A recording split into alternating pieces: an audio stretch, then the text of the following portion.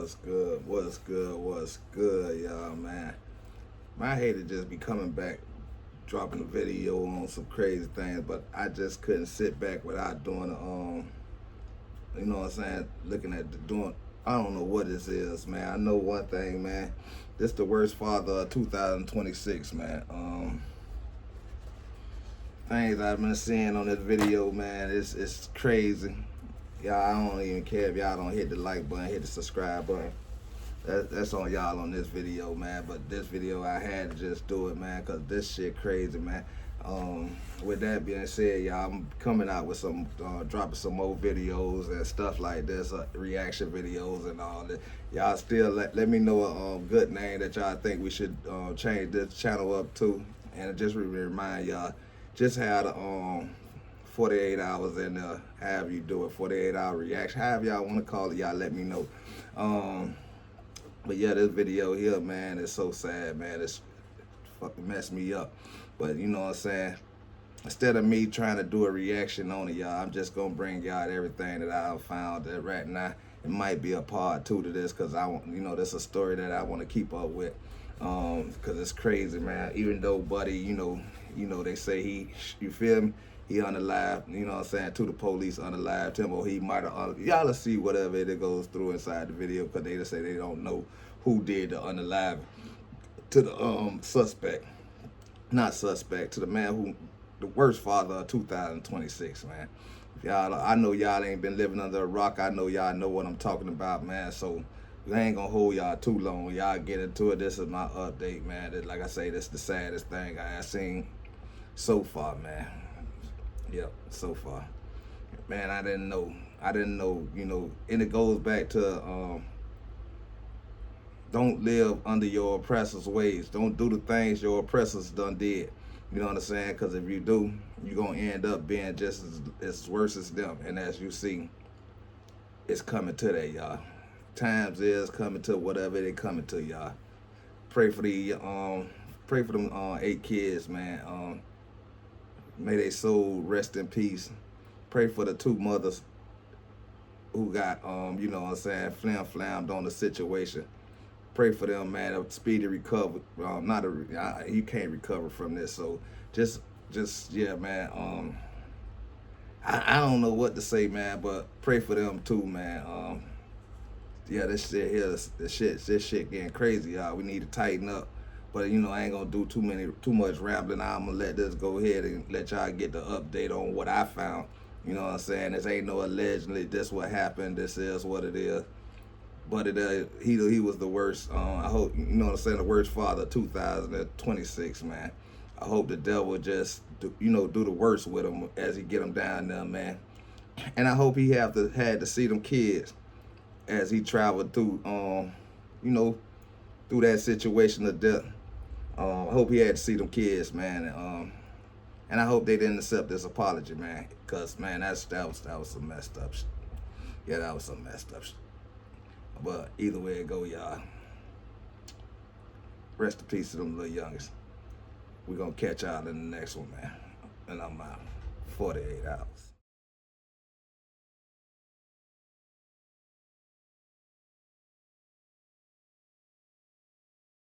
The superintendent, Keith Burton, will come. And also, I'm sorry, along with the state police, I'm sorry, we'll have a spokesperson come. Our deepest condolences goes out to the families, to everyone that's involved with this particular incident. I asked my fellow team members to come up with me because in being a first responder, in being a true public servant, we are truly a team, and all of us work together for the good of our community. November 19th, the early mornings of that day, will go down in history, be written in the pages of history as one of the worst days that could have ever happened here in Shreveport. About 5:55 a.m. on Sunday morning, Shreveport police received the first call regarding a disturbance at a resident in the 300 block of West 79th Street. The caller stated that they were on top of a house. The suspect was inside and that a male had been shot. 3 minutes later at 5:58, dispatch received an additional call indicating the suspect was a relative of the caller. A minute later, 5:59 a.m., dispatch was advised that approximately 9 individuals resided at the location.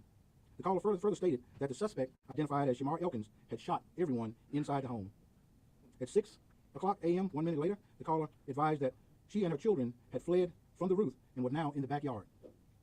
6:01 a.m., officers arrived on the scene. 6:03, officers made contact with the caller at the residence. At 6:05 approximately, officers requested the Shreveport Fire Department to stage at a nearby location close to Linwood. 6:07 a.m., a second call was received regarding a shooting in the 500 block of Harrison Street. The caller stated that her boyfriend had shot her, taken her 3 children, and fled the scene. 6:08 a.m., the victim identified the suspect as Shamar Elkins. At 6:10, dispatch linked the Harrison Street shooting with the shooting on West 79th Street and that they all were related. At 6:15, officers received information that the suspect had carjacked a red Kia Sportage at West 79th, closest to Linwood. At 6:17 a.m., our traffic units out on random patrol encountered or observed that particular vehicle traveling southbound on Interstate 49. The officers advised at 6:18 that they were crossing the Red River Bridge into Bossier City. At 6:20, officers received information that the children taken from the Harrison Street residence may be inside of the fleeing vehicle. 6:23 a.m., officers advised that they were exiting near Swan Lake area. 6:25 a.m. approximately, officers located the injured victims from the Harrison Street shooting. 6:29 a.m., officers made contact with the suspect through an exchange of gunfire. At 6:30 a.m., officers confirmed contact with the suspect in the 400 block of Brompton Lane. 6:40 a.m., officers advised that the suspect vehicle was empty and no children were located inside. 6:43 a.m., officers cleared the residence of West 79th Street where multiple deceased victims were located. 7:03 a.m., Shamar Elkins was pronounced deceased at the scene on Brompton Lane. 7:14 a.m., the Shreveport Police Department contacted the Louisiana State Police Investigations Division, and they began their deployment to the Bossier City address to begin to investigate the officer-involved shooting. This, by far, was probably one of the most challenging incidents that SPD has ever faced. Within the immediate short period after the first call came into SPD, our resources were deployed, and at the same time, we were working 5 different crime scenes. I can't let the SPD officers know how appreciative I am for them for maintaining professionalism throughout this entire event, staying strong, staying poised, doing what they were trained to do. I am so proud of all of them. I'm so proud, and I thank all of my community team members, the Caddo Parish Sheriff Department. Immediately I received a call from the Caddo Parish Sheriff Department asking what resource you need, what can we do to help. That's what we do. I need to receive a call from our City Marshal's office, James Jefferson, that said the same thing. We're here, what do we need to do to help? Louisiana State Police, I can't thank all of you gentlemen so much for being there for us. I need to receive a call from the Director of the FBI, from the Director of the ATF, ready to deploy resources to assist in this effort. In the times to come, we will be offering peer assistance, counseling, and whatever is needed to our first responders that responded to that scene yesterday, our investigators who was in the scene, our crime scene investigators, and the list just goes on and on and on. Throughout an event of this nature, we redeploy resources from anywhere in town to neutralize the threat and make the area safe. And those are the prime time when our team members come in to assist us keeping our city safe in other areas. And I can't thank you guys so much for all that you do. But the investigation has not concluded. There are still bits and pieces coming in to put this bizarre puzzle together. So bear with us in due time, and more information will be coming forth as new information is learned. Good morning. I also want to thank Councilman Green for pulling this press conference together. Just 10 days ago, we stood as a community to announce the opening of the Caddo Sheriff's Office Domestic Violence Unit. That announcement was a step forward in protecting victims and supporting families and strengthening our response to domestic violence. The local community is grieving this morning after a tragic domestic violence attack has taken the lives of 8 children. We do have team coverage for you this morning on the fallout from that. Joining us now live is Shannon Brinius with more from Cedar Grove neighborhood and the latest on what happened and what happens next. Shannon? Nate, just 2 days ago, a neighbor tells us that this house was the scene of domestic tranquility. Shamar Elkins sitting out on his porch with his kids playing in the yard. But then just less than 24 hours later, this would become the scene of a devastating domestic violence attack. 8 children's bodies were found, 7 siblings and a cousin shot to death. 2 women were shot and gravely wounded, all at the hands of someone they trusted, that they loved, Shamar Elkins. We get more from Riley Curry. We have a hurting community. We have hurting families. This is a tragic situation, maybe the worst tragic situation we've ever had in Shreveport. Around 6 a.m., Shreveport police arrived to a home on the 300th block of West 79th Street near Linwood Ave. Inside and outside the home, 8 young children between the ages of 3 years old to 11 years old were found dead, many with gunshot wounds to the head. 2 victims who were also in the home survived the attack, an adult woman who was shot, and a 13-year-old who now has broken limbs from jumping out of a window. Some Shreveport police officers say they've never seen a crime scene so brutal. I just don't know what to say. My heart is just taken back. I want to let the community know that all of my resources are out here processing every piece of evidence. This is an extensive scene unlike anything I know most of us have ever seen in our career. The identified shooter is Shamar Elkins. 8 of the kids he murdered were his own. Across Linwood Ave on Harrison Street, Elkins also shot another adult woman in the face. She is now in critical condition and is believed to be the mother of some of the children. A man said to be her father below Mays was at the scene this morning. I was just with my grandbabies the other day, and we was having so much fun. And I say for any grandparent out there, be happy. Be happy with your grandkids and have fun with them. I'm just praying that everything will be all right for my daughter. She's in the hospital right now. She's fighting. After the shootings, Elkins stole a vehicle, fled to Bossier, and was later shot there by Shreveport police. And new information that we've learned in the overnight hours is that Shamar and Shaniqua Elkins were due in court today. They were trying to obtain a divorce, and it may be that's what sparked this violent rampage. We'll have more on our air here on KTBS 3, as well as on KPXJ and on KTBS Plus throughout the day. Make sure you check for instant updates anytime by going to the web. Well, Nate, the report came in a cascade of reports. You had the report of a gunshot and shooting here at this house here in Cedar Grove. Then moments later, reports of a carjacking very nearby, and the grim discovery of the bodies of 8 children in and around this home between the ages of 3 and 11, 7 siblings and a cousin, and meanwhile they were dead at the hands of someone they loved, someone they trusted, their own father, Shamar Elkins.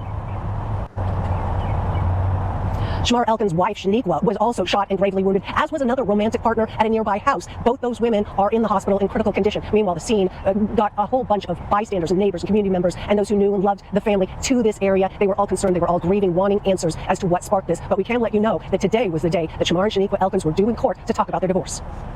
So she found out he got another baby on the way, and then boom, boom, boom, that. Everything boiled down to that. So other than that, I don't know what went wrong this morning, but I hope she pulled through. So she got shot 8 times. So my 4 grandkids, my 5 grandkids gone.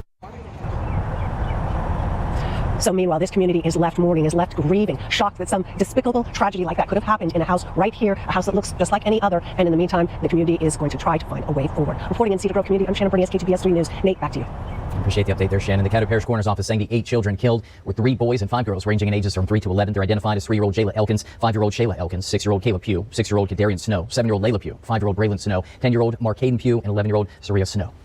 Well, and just 2 days ago, a neighbor told us that they spotted Shamar Elkins just sitting on his porch, enjoying the day, his kids playing in the yard, a picture of tranquility. And roughly 24 hours later, that picture would be shattered by the violence that Shamar Elkins reportedly delivered to his family, killing 7 of his own children and a nephew. Their bodies were found in and around this home, as well as also gravely wounding in a shooting 2 women, his wife, Shaniqua Elkins, and another romantic partner. They are right now struggling to survive in local hospitals. We get more from Riley Curry. We have a hurting community. We have hurting families. This is a tragic situation, maybe the worst tragic situation we've ever had in Shreveport. Around 6 a.m., Shreveport police arrived to a home on the 300th block of West 79th Street near Linwood Ave. Inside and outside the home, 8 young children between the ages of 3 years old to 11 years old were found dead, many with gunshot wounds to the head. 2 victims who were also in the home survived the attack, an adult woman who was shot, and a 13-year-old who now has broken limbs from jumping out of a window. Some Shreveport police officers say they've never seen a crime scene. The identified shooter is Shamar Elkins. 8 of the kids he murdered were his own. This is an entirely domestic incident. So the suspect shot the mother of the children first, then responded to this location and shot 8 children, 7 of which being his own. To a heartbreaking and horrific mass shooting in Shreveport, Louisiana, 8 children between the ages of 1 and 14 were killed in what police are calling a gruesome crime scene.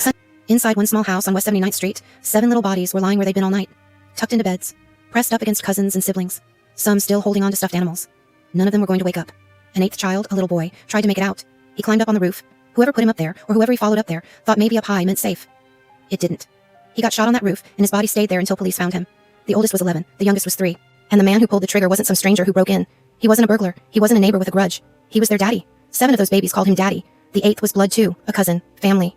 Before that morning was over, he'd be dead himself, shot down in another parish after carjacking a stranger and leading police on a chase. His wife would be in a hospital bed with a bullet in her face. His girlfriend would be fighting for her life in the ICU. This is the story of April 19th, 2026. This is the Shreveport tragedy. And we need to talk about how it got to this. To understand that morning, you have to understand Shamar Elkins, or at least who people thought Shamar Elkins was. He was 31 years old, born in Shreveport, raised in Shreveport, known all over Shreveport. From 2013 to 2020, he wore the uniform of the Louisiana Army National Guard. His job titles sound important on paper: Signal Support System Specialist, Fire Support Specialist. He never got deployed overseas. He left the Guard as a private, no medals, no combat record. But he wore that uniform for 7 years, and to the people around him, that meant something. That meant discipline. That meant a man who could be counted on. He was a father 7 times over. 3 boys, 5 girls. His life on paper looked full. Church on Sunday, birthdays, school pickups, a house with children's voices in every room. His wife was the mother of most of those kids. Other children came from other relationships. The Pews, the Snows, the Elkins kids, different last names, but all of them born from him. Cousins in and out of the house. A whole web of little lives tied to this one man. Now the cracks were there. They'd always been there. Back in 2019, Shamar did something that should have been a red flag the size of a highway billboard. He fired a handgun near Caddo Magnet High School. Children were outside. Bullets were going off in the direction of a school full of kids. You'd think that kind of thing would get a man put away. It didn't. He pleaded guilty to illegal use of weapons. The judge gave him 18 months of probation. No prison, no jail, no mandatory treatment. He walked out of that courtroom, went back to his life, and kept raising his children. Let that sit for a second. A man discharged a firearm near school, and the system looked at him and said, "Stay out of trouble for a year and a half and we'll call it even." 7 years later, those same hands would be used to end 8 young lives. On social media, the picture he painted was a beautiful one.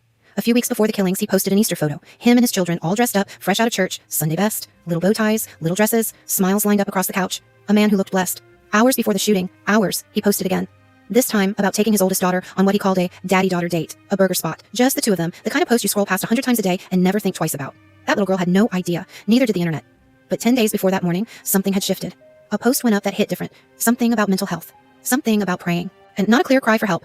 Not something you could screenshot and send to 911. Just a man who sounded tired, sounded low. Sounded like he was carrying something heavy and didn't know where to put it down. People scrolled past it. What most of the world didn't see was the rest of it.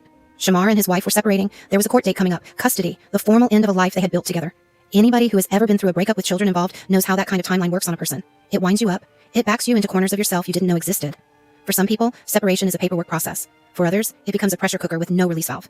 Shamar Elkins was in that pressure cooker. On the night of April 18th, going into the 19th, that block was doing what every American neighborhood does on a Saturday night. Lights went off one by one. Kids got tucked in. Parents finished their shifts and their dinners and their bedtime stories. Inside that one house on West 79th Street, 8 children were settling in. Soraya Snow, 11 years old, the oldest, the helper. Markaden Pugh, 10. Layla Pugh, 7. Kayla Pugh and Kadarian Snow, both 6. Braylon Snow and Shayla Elkins, both 5. And the baby of the bunch, Jayla Elkins, just 3 years old. 3 years old, a toddler. Still learning her full sentences. 7 of those babies shared a father. 1 was a cousin. All of them were hours away from being gone. The last 24 hours of those children's lives looked so normal that nobody could have called it. Nobody.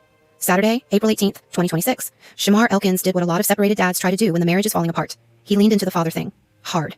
He took his oldest daughter out, just the 2 of them, and he posted about it online. Daddy-daughter date, burger spot, a hug on camera, some smiles. The kind of post you see your cousin put up and double tap without a second thought. That same afternoon, the rest of the children were where they always were on a Saturday. Running around the house, watching something on a tablet, arguing over who got to pick the movie. Soraya, the 11-year-old, probably helping the little ones. Jayla, 3 years old, probably underfoot. Normal Saturday stuff. Shamar and his wife were in the middle of splitting up. The court date was coming. Custody. Who gets what? Who gets the kids when? Every fight you've ever had with a partner when a relationship is dying, they were having. Except with 7 children tying them together. 7 little reasons that separation was never going to be clean. 10 days before that night, Shamar had posted something about his mental health. About needing prayer. The kind of post you see and worry about for half a second and then scroll past. His friends scrolled past it. His family scrolled past it. Because the man right next to it on the feed was posting pictures of his kids in their Easter outfits. Because the man right next to it was doing daddy-daughter dates. You don't think a man like that is about to snap. You just don't. The court date was hanging over him. The custody battle was real. And somewhere inside that head of his, the head that had worn a uniform for 7 years, the head that had fired shots near school back in 2019 and got away with probation, the head that was praying online one day and posting burger photos the next. A decision was getting made. Not a crime of passion. Not a snap. A decision. Saturday night, the children went to bed. Most of them fell asleep together. Cousins and siblings curled up the way kids do when there's a house full. Their mother was in the home. Their cousin was in the home. Outside, Cedar Grove was doing what it always did on a Saturday night. Cars settled on the street. Television shut off. The block went quiet. Nobody on that street had any idea that Shamar Elkins was about to do something Shreveport had never seen before. 5 o'clock in the morning, Sunday, April 19th. Cedar Grove is asleep. The first scene was not on West 79th Street. It was on Harrison Street, at the home where his girlfriend was. According to police, Shamar Elkins went there first. He shot her, multiple times, critically. She was still breathing when officers finally got to her, but the rounds he put in her were the kind you have to fight for hours to survive. He left her there, alive, but barely. Then he got in a vehicle, and he drove. Harrison Street to the 300 block of West 79th Street, about a quarter mile. 5 minutes at that hour with no traffic. A quarter mile between the 2 women in his life, and the 8 children about to die in between. He walked into that house on West 79th. His wife was there, the mother of most of his children. He shot her in the face, and then he kept going. The children were asleep. According to the Shreveport police spokesperson, most of the children appear to have been shot in their sleep, shot in the head, one after another, a small caliber handgun in his hand. 7 little bodies. Jayla, 3, Shayla, 5, Braylon, 5, Kayla, 6, Kadarian, 6, Layla, 7, Markaden, 10, Soraya, 11. We began with a community grieving after a mass shooting in Louisiana. 10 people were shot in Shreveport. 8 were killed, all of them children. The gunman also dead. Police say the attacks happened at 2 homes. CBS's Jason Allen is there for us tonight with the details. Jason. Jerika, good evening. People are still filling the Shreveport neighborhood tonight, emotional and upset over this shooting that happened both at this house behind me and another one just up the road. And police told me in the last hour it was a survivor of the shooting who escaped and called them to tell them about it just after 6 o'clock this morning. When police got here, they found 10 people had been shot. 8 of them had been killed, and as you mentioned, all 8 of those were children. Police also confirming for me that at least 7 of those 8 children were the children of the shooter, who they identified as Shamar Elkins. After the shooting, police say that Elkins carjacked someone just down the street, got into a pursuit with police, stopped. They say he produced a handgun, and police officers shot him there at the scene. Louisiana State Police tonight are also involved in this investigation.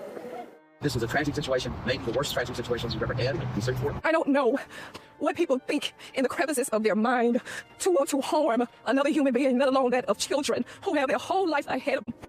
The police spokesperson had to stand at a podium later that day and describe what his officers walked into. This is entirely a domestic incident. So the suspect shot the mother of the children first, then responded to this location and shot 8 children, 7 of which being his own. There was an additional child at this residence that was not akin to him. However, we're still working on relationships and whose parents are whose. It's a very hectic scene. There's a lot to investigate, a lot to unpack, and we want to do the best we can to come up with a clear timeline, a clear reasoning. Even though cases like this, the reasoning will never be fully understood. We were contacted for the shooting. Our officers responded, located the scene, located the 8 individuals, the children that were dead, and they tried to provide aid where they could, but ultimately we weren't able to save any of them. There was a child that jumped off the roof. We were able to get him to a hospital, and he is expected to survive. There's also 2 adult females that were injured during this mass shooting. They are both in critical condition. We're hopeful they will survive. One is significantly more critical than the other. So we all keeping their families in our thoughts and prayers. He didn't reach for poetry. He said the scene was disgusting and evil. He's been a cop a long time. He'd never seen anything like this. One child tried to get out, climbed up onto the roof of the house next door, trying to hide. I'm trying to disappear, trying to be anywhere else on earth. He got shot on that roof, and his little body stayed up there until the sun came up, and officers started trying to figure out where everybody was. A teenager, separate from the 8 children killed, was also at the scene that morning. That teenager tried to escape. Fell off a roof trying to get away. Ended up with non-life-threatening injuries, police said. Alive. But that teenager saw and heard things that no human being should ever have to carry, and is going to carry them for the rest of a long life. Right around 6 a.m., the first 911 call came in. Reports of a domestic disturbance in the 300 block of West 79th Street. Officers started rolling toward the address. By the time the first Shreveport police units pulled up, Shamar Elkins was gone. Outside, near the intersection of Linwood Avenue and West 79th, he did the next thing on his list. He carjacked somebody, took the car, drove off into the morning. Behind him, in that house, 7 children were dead in their beds. 1 was dead on a neighbor's roof. 2 women were bleeding out in 2 separate homes. A teenager was on the ground outside. And the first officer to walk through that front door on West 79th Street was about to see something that will be in his nightmares until the day he dies. The scene that greeted officers that morning was not one scene, it was 4. Harrison Street, West 79th Street. The streets in between where a carjacking had happened, and a place still miles away where the ending was still coming. Shreveport police called it an extensive scene unlike anything most of them had ever worked. In Chief Wayne Smith stood at a press conference that morning and told reporters he just did not know what to say. His heart was taken aback. He could not begin to imagine how something like this could happen. The Caddo Parish Coroner's Office moved in. They had 8 children to identify. The job fell, the way it always does in cases like this, to the mothers. 2 mothers had to walk into that building and look at their babies and say the names out loud. Jayla, Shayla, Kayla, Layla, Markaden, Soraya, Kadarian, Braylon. 3 boys, 5 girls, ages 3 to 11. Inside the house, detectives were piecing together the sequence. Which room each child had been in, where each shell casing had landed, which doors were touched, which doors were skipped.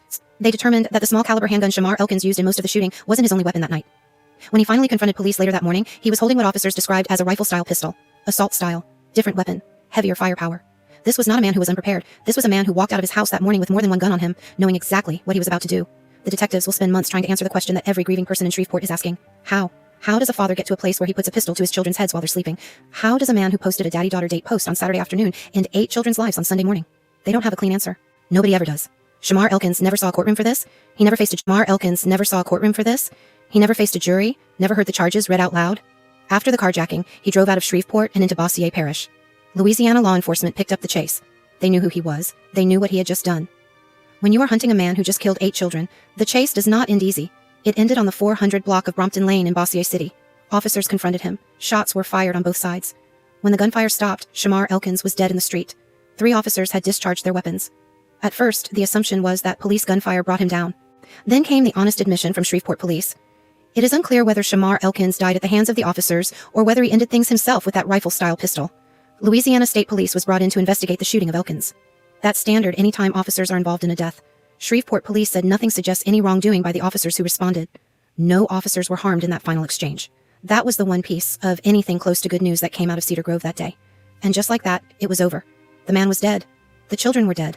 2 women were in hospital beds fighting to survive. A teenager was being treated for injuries from a fall, and a whole city was waking up to a story that none of them were ready to hear. Shreveport had never seen anything like this. Not ever. City Councilman Grayson Boucher said that morning that the killings had more than doubled the city's homicides for the entire year. In a single morning, 1 man, 1 house. More than half of the city's murders for all of 2026. Mayor Tom Arsenault called it maybe the worst tragic situation Shreveport had ever had. The House Speaker, whose congressional district covers that neighborhood, called it heartbreaking. The governor of Louisiana said he and his wife were heartbroken. Everybody with a microphone said all the right words.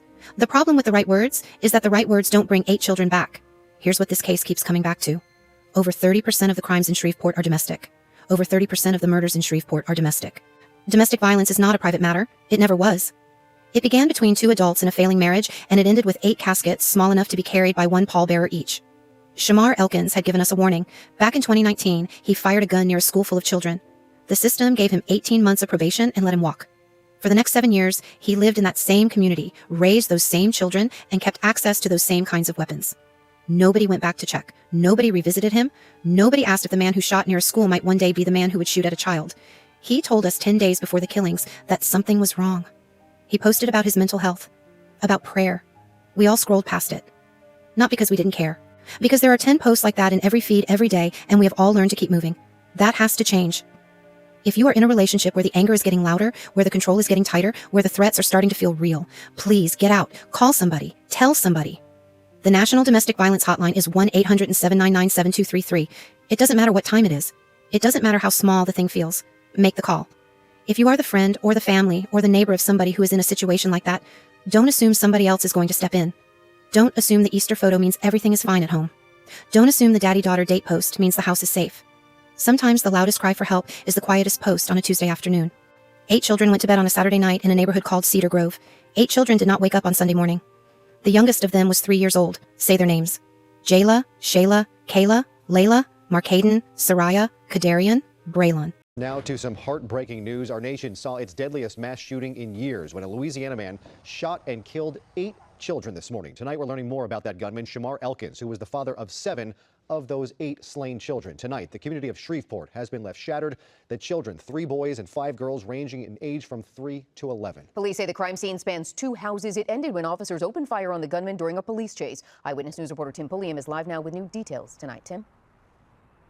Liz Jory, we now know the names of the 8 kids shot and killed, and we're also learning that the shooter had ties to the military and was known to police. This is a Facebook image of the Louisiana man law enforcement believe is a cold-blooded killer. Shreveport police identifying him as Shamari Elkins, the alleged gunman who shot and killed 8 kids. At least 7 of them were his own flesh and blood. The coroner released their names, a total of 7 siblings and a cousin ranging in age from 3 to 11, Jayla, Shayla, Kayla, Layla, Markaden, Soraya, Kedarian, and Braylon. Neighbors mourn their deaths at the crime scene. This is not a freaking joke. This is real, and this is the result when someone snaps. Police are still trying to determine what motivated the shooting. The attack began before sunrise when police say the suspect shot a woman at one home and then drove to another house to unleash more violence. The gray house is the house in which 7 children were located inside that were deceased. There was an additional deceased child that looked like he had tried to escape the residence out the back on the roof. Officers say a second woman was shot and is believed to be the mother of the suspect's children. Both women are now in the hospital in critical condition. Officers fired at the suspect during a chase after he carjacked the vehicle at gunpoint. ABC News reporting the 31-year-old joined the Louisiana National Guard in 2013 and served 7 years without being deployed. The shooting took place in House Speaker Mike Johnson's district. He offered thoughts and prayers to the family. The shooting impacting people beyond Louisiana. The mayor of Shreveport highlighting that in his statement that reads in part, "Tragedy like this does not belong to one family alone. It belongs to all of us. Today, our community is grieving the unimaginable loss of innocent children. There are no words that can make sense of it and no distance that shields us from it." Take out this evil out of our nation, out of our parish, out of our city, out of our lives, God. We know mental illness is real, God. This attack considered one of the deadliest mass shootings in Louisiana. The community asking for prayers. This community needs you. I need you. Because how do we get through this?